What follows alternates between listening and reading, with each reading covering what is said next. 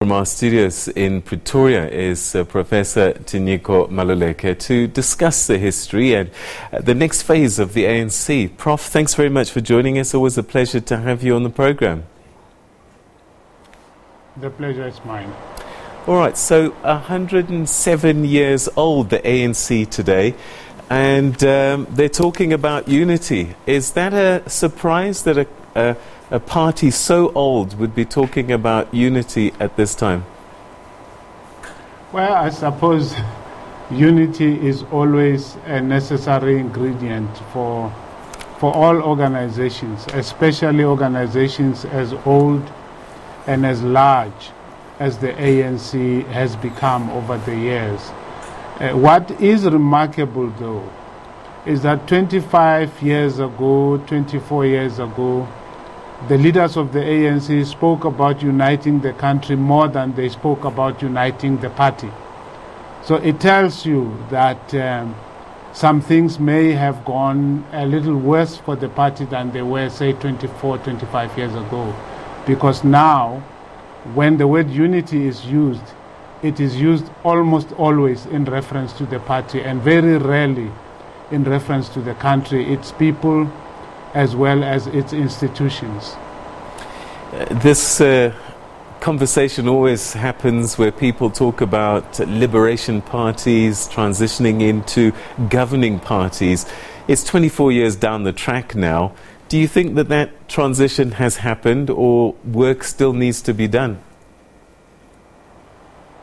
Well, I think it has happened. I mean, the ANC has won all national elections since 1994. The ANC has been government since 1994. It couldn't have sustained this if there was not some transition from being a movement to a government. So I think we must grant them that has happened. Of course, that does not mean that the ANC has transformed itself completely to where it ought to be, given where the country is today. Otherwise, we wouldn't have the problems that the party has today, and we wouldn't have many of the problems that the country faces today under the leadership of the ANC. Now, any organization, whether it's political or even just a company, particularly ones that last a long time, periodically they have to rebrand and repurpose themselves because the conditions in which they're operating change, society changes. Do you think that the ANC has been able to do that periodically, to rebrand and repurpose for the society and the times that the party finds itself in? Of course, that will always be debated, Peter, because different people will expect the ANC to have changed in different ways. But I put it to you that one of the strengths of the ANC has been its ability to remain in charge and to keep growing, and also the manner in which it transformed itself from being a band organization into a government that has been able to win so many elections. So clearly they have been making adjustments over the years. Of course, when you look at the state of the party, the state of the branches, the membership systems that are being used, up to the way people pay for membership, you could argue that the ANC has not yet taken full advantage of the technologies of the times in which we are. But I think the more serious challenge is that perhaps the ANC has not managed to facilitate service delivery to the extent that the ANC as a party has been promising. The other thing that often happens is that periods of the ANC are measured against who was the president of the party at the time. So we enter a new phase now with President Ramaphosa. And I just wonder, is it a convenience to look at the challenges based on specific presidential periods?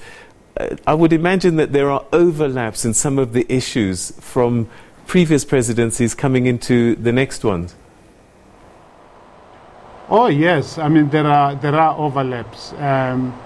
It's not possible to think of a Ramaphosa presidency outside the frame that was created by the Zuma presidency. Similarly, Zuma and Mbeki. It doesn't matter the skirmishes that happened and the bruised egos in the process. They influence one another. And we can't think of Mandela without thinking of Mbeki also. You know, so I think that the presidencies do relate and impact upon one another, and no presidency is completely able to start from scratch, as it were. And part of the problem is how one presidency improves on the work that was done by the presidency before. All right, and perhaps finally, the next chapter, the next year, the next few years of the ANC, what do you see for the party? You know, in recent times, we're seeing MK veterans sort of marching onto ANC properties, complaining. We're seeing ANC members taking each other to court. What happens in the next phase of this party? Well, President Ramaphosa and his team have a lot of work to do, because the ANC is currently faced with a lot of factions, some of which refuse to die. Until now, often after the electoral conference, the factions would die down almost immediately for a long time. This time around, they haven't quite died down at all, and one expects that as soon as the elections are through, assuming that the ANC will win, I think that they will, you will see these factions continuing. So I think that the divisions within the party are a serious challenge to the leadership of the ANC. But even more serious are the divisions within the country, and what worries me is when the ANC spends all of its time looking at the divisions within and forgetting the divisions in the country, the economic problems that we face as a country. It is that which the ANC needs to reclaim. That leadership, I think, is what we need from the ANC, more than just the ANC leading itself. All right, Professor Maluleke, we're going to have to leave it there, but thanks very much indeed for sharing your thoughts with us this day. All right, that was Professor Tinyiko Maluleke speaking to us on the 107th birthday of the ANC. And that's actually the subject of our question of the day. And this is what we're asking you. How should the ANC's 107th anniversary be celebrated?